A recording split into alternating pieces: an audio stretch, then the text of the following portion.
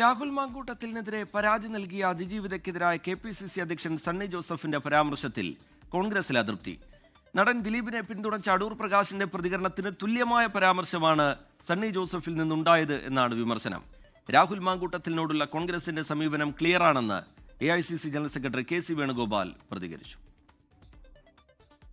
തദ്ദേശ തെരഞ്ഞെടുപ്പിന്റെ രണ്ടാം ഘട്ട വോട്ടെടുപ്പ് നടക്കുന്നതിന്റെ തൊട്ടു തലേന്ന് KPCC അധ്യക്ഷൻ സണ്ണി ജോസഫ് നടത്തിയ പരാമർശം തിരിച്ചടിയായെന്ന വിലയിരുത്തലാണ് കോൺഗ്രസിലെ ഒരു വിഭാഗം നേതാക്കൾ. അതിജീവിതയുടെ പരാതി രാഷ്ട്രീയ പ്രേരിതമാണെന്നും വെൽ ഡ്രാഫ്റ്റഡ് ആണെന്നുമുള്ള പരാമർശം ന്യായീകരിക്കാനാവുന്നതല്ല. പരാതി സ്വീകരിച്ച ആളിൽ നിന്ന് ഒരിക്കലും ഉണ്ടാകാൻ പാടില്ലാത്ത പ്രതികരണമാണിതെന്നും നേതാക്കൾ വിമർശിക്കുന്നു. ഒന്നാം ഘട്ട പോളിംഗ് നടന്ന ദിവസം നടൻ ദിലീപിനെ പിന്തുണച്ച് സംസാരിച്ച UDF കൺവീനർ അടൂർ പ്രകാശിന്റെ പരാമർശത്തിന് തുല്യമാണ് സണ്ണി ജോസഫിന്റെ പ്രതികരണമെന്നും നേതാക്കൾക്ക് വിമർശനമുണ്ട്.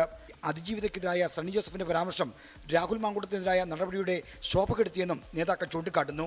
എന്നാൽ രാഹുൽ മാങ്കൂട്ടത്തിനെതിരായ പാർട്ടി നിലപാട് ക്ലിയർ ആണെന്നാണ് ഹൈക്കമാൻഡിന്റെ പ്രതികരണം. ഈ രാജ്യത്തെ എല്ലാവരും 2 കോടി ജനങ്ങൾ എടുക്കുമ്പോൾ ഏതെങ്കിലും ഒരു കോൺഗ്രസ് പ്രവർത്തനം ഉണ്ടായിക്കൂടാ, അതാണോ അതിന്റെ ബേസ്?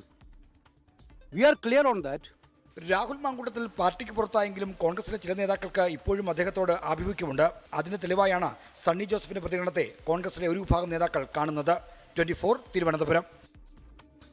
ലോകത്തെവിടെയായാലും ഏത് സമയത്തും 24 വാർത്തകളും ഓഗ്മെന്റഡ് റിയാലിറ്റി പാക്കേജുകളും എക്സ്പ്ലെയിനറുകളും വിശദമായി കാണാൻ ഞങ്ങളുടെ YouTube ചാനൽ നിങ്ങൾക്ക് സബ്സ്ക്രൈബ് ചെയ്യാം.